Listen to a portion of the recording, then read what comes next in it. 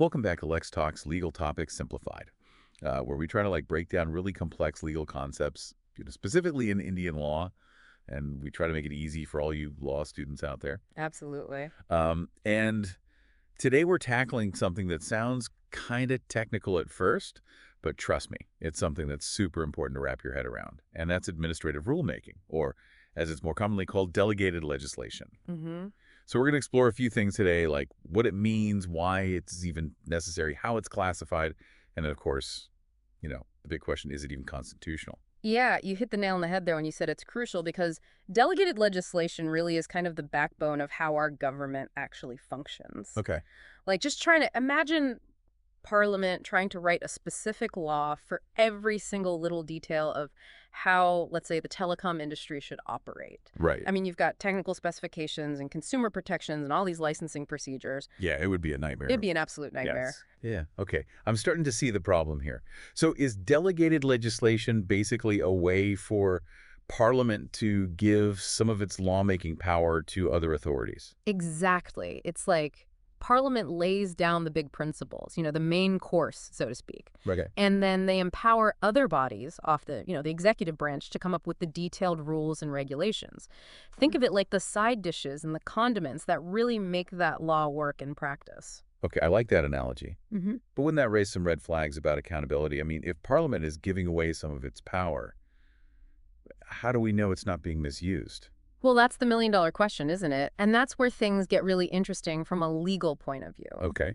You see, unlike some other constitutions, the Indian Constitution doesn't just give Parliament a free pass to just delegate its powers willy-nilly. There are very specific provisions that lay out, how far this delegation can go, Yeah. what the boundaries are. And of course, the judiciary plays a massive role in making sure that delegated legislation doesn't step outside the lines of the Constitution. So it's like this balancing act between making sure things actually get done efficiently and also making sure that the power doesn't end up, in the wrong hands. Exactly. Okay, but before we get into all the safeguards and everything, I'm still a little fuzzy on what this delegated legislation actually looks like in practice.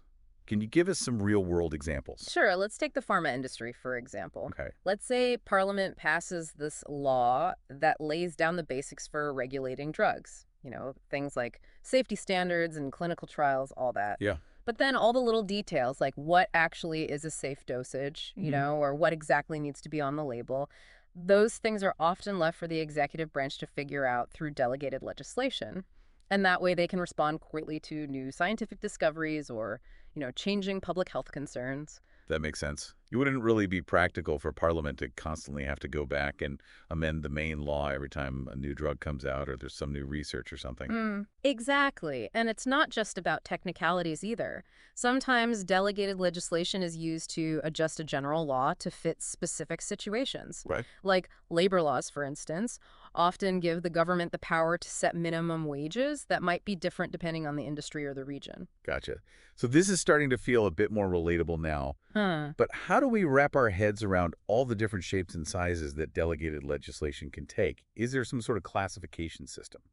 There is. One common way to classify it is by looking at the kind of power that's being delegated. Okay. So, for example, sometimes Parliament will give the executive branch the power to decide when a particular act actually comes into effect. Huh. So the act's there, it's written down, Yeah. but it's like a car with the parking brake on. Okay. And the executive branch gets to choose when to release that brake and let the law take off.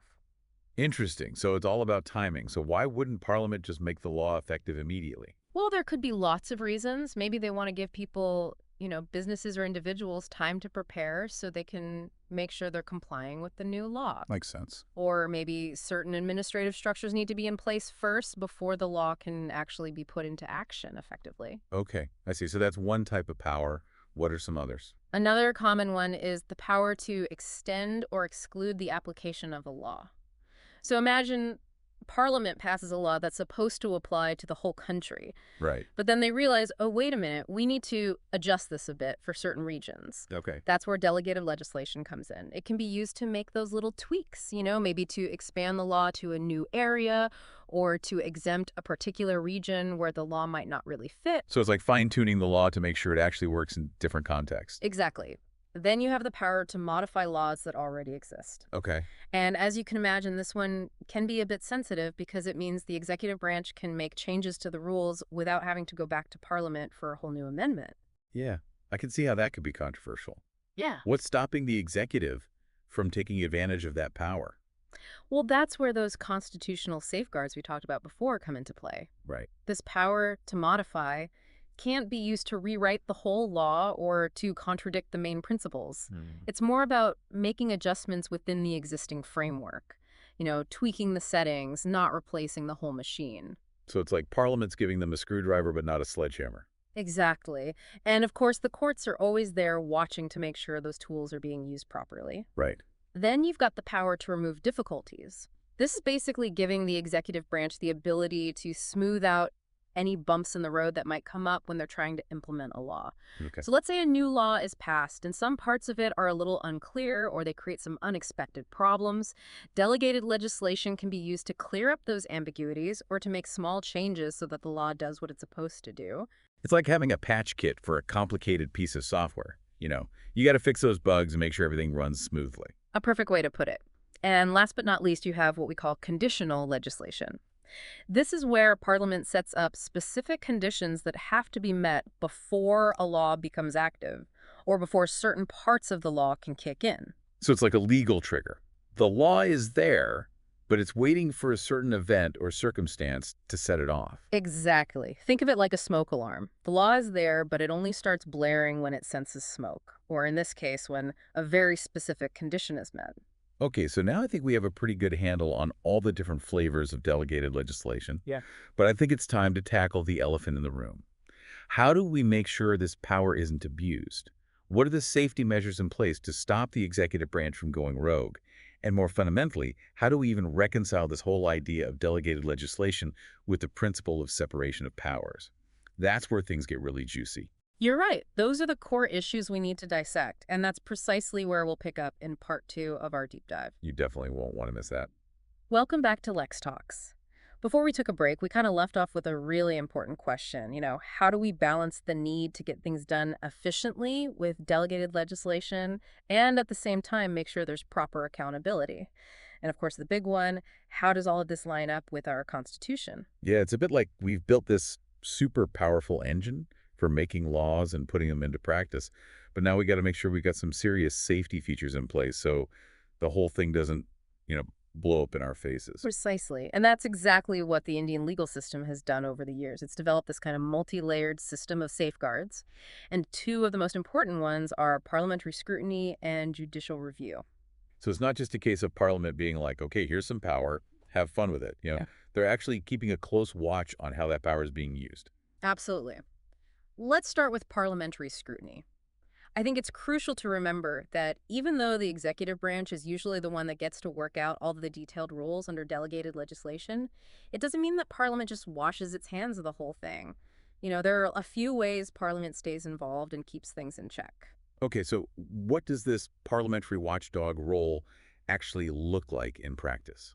Well, one key mechanism is what we call the laying procedure. Basically, this means that any rules or regulations that get made under delegated legislation, they got to be presented to Parliament, kind of like laid out on the table for everyone to see. So it's like a mandatory progress report. Mm-hmm. The executive branch has to show Parliament what they've been up to. Exactly. This is all about transparency. The members of Parliament, they get to see the nitty-gritty details of the rules. They can debate them. They can raise any concerns if they think something's not quite right. But wouldn't it be a bit much for Parliament to go through every single rule and regulation with a fine-tooth comb? Hmm. I mean, they don't have unlimited time and resources, right? You're absolutely right, which is why Parliament also relies on these special committees that really dive deep into delegated legislation. You can think of them like these expert task forces that focus on specific areas, like maybe environmental regulations or financial matters. And these committees, they've got the power to call in experts. They can hold hearings and they can really get into the weeds to see if the rules are actually appropriate and if they're actually going to work. So it's like having a quality control team that's specifically trained to spot any flaws or inconsistencies in the delegated legislation. That's a fantastic analogy. And remember, Parliament always has that ultimate power. They can always amend or even repeal the main law, the parent act that the delegated legislation was based on. That's like the ultimate check on the executive's power. Right. So even though they're giving away some of their authority, they're still holding onto the trump card. They can always step in and be like, you know what? We're not happy with how this is going. We're taking back control. Exactly. Now let's switch gears a bit and talk about that second layer of safeguard judicial review. And this is where the courts step in. Okay. So basically, anyone who feels like a rule or regulation created under delegated legislation is unfair or unreasonable, or maybe it goes beyond what the Parent Act allows, they can take it to court and challenge it. So the courts are like the referees. They make sure everyone's playing by the rules. Exactly. The courts have the power to declare a rule or regulation ultra vires, which is a fancy Latin term that means beyond the powers granted by the law. Got it. So if a court decides that a piece of delegated legislation has gone too far, it can basically strike it down, say it's unconstitutional. That makes sense. But how do courts actually decide whether delegated legislation has crossed the line? What are they looking for? Well, they look at a few different things. First and Good. foremost, they check whether the delegated legislation stays within the boundaries set by the Parent Act. It can't contradict the main law or bring in things that have nothing to do with its original purpose. So going back to our food analogy, the sous chef can't suddenly decide to make a completely different dish. They have to work within the recipe that the head chef gave them. Precisely. They also look at whether the delegated legislation is stepping on anyone's fundamental rights. Remember, the Constitution guarantees certain basic rights to all citizens, and delegated legislation can't be used to undermine those rights. So even if a rule seems efficient or practical, if it violates someone's fundamental rights, the courts can intervene and be like, whoa, hold on, this is going too far. Exactly. They also scrutinize the whole process of how the delegated legislation was made. Were there proper consultations? Was it all transparent? Did the people who would be affected by it have a chance to voice their opinions? So it's not just about the content of the rules, but also about making sure the process was fair and democratic. Exactly. And finally, courts also consider whether the delegated legislation is just plain unreasonable or arbitrary. It's kind of a catch-all category, but basically it means the rules can't be based on someone's whims or personal preferences. They have to be logical and proportionate to the goals they're trying to achieve. So the executive can't just pull rules out of thin air. They have to show that there's a good reason for the rules and that they're actually going to help achieve the intended outcome. Precisely. And the courts weigh all these factors when they're deciding whether a piece of delegated legislation is valid or not. Okay, so we've got Parliament keeping an eye on things during the rulemaking process, and then we've got the courts standing by, ready to step in if those rules get challenged. It sounds like a pretty solid system of checks and balances, but I gotta ask, isn't there still a chance that something could slip through the cracks? Well, there's always a risk. No system is perfect. But I think the Indian legal system has built a framework that's really trying to strike a balance between getting things done and making sure there's accountability. And the fact that there's this ongoing debate about delegated legislation means that these issues are always at the forefront of legal and political discussions. That's good to hear. Yeah.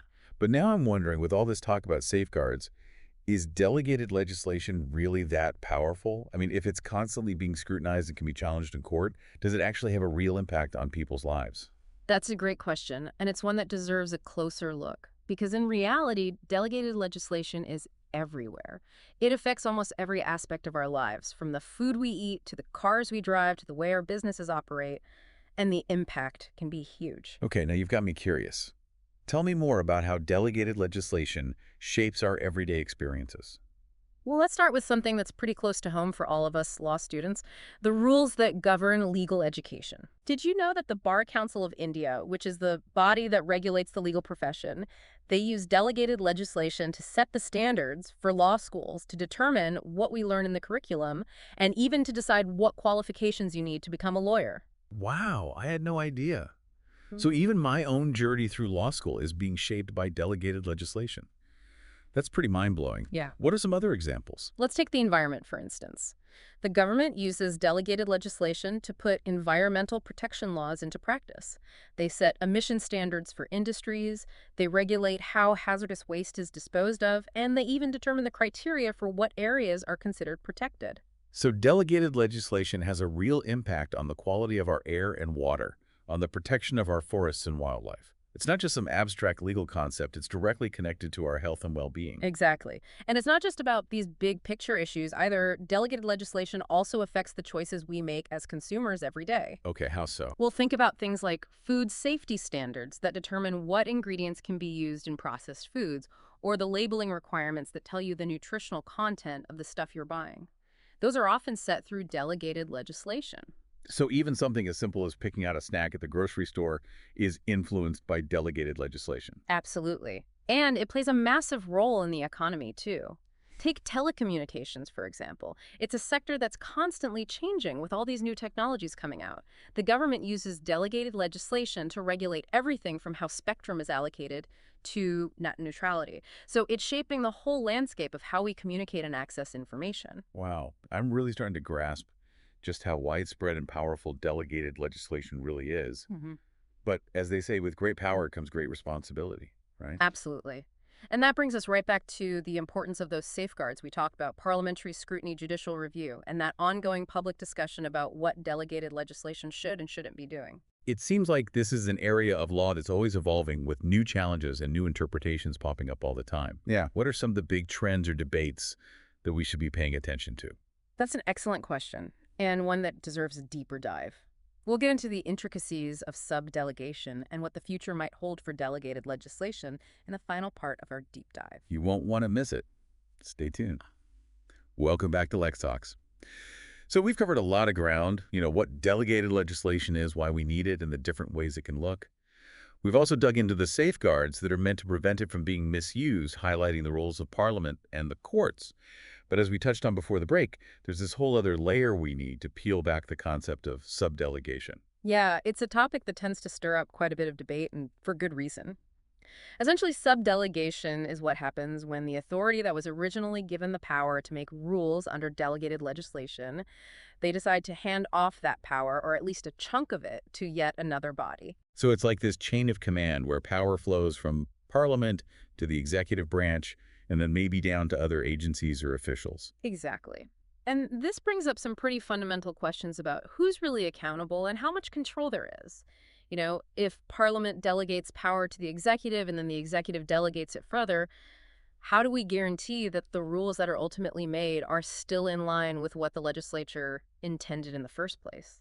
Yeah, it sounds like things could get out of hand pretty quickly. Like imagine a game of telephone where the message gets all jumbled up with each retelling. How do we make sure that doesn't happen in the legal world? Well, there's this general principle in law delegatus non potest delegar. It's a Latin phrase that basically means one to whom power is delegated cannot himself further delegate that power.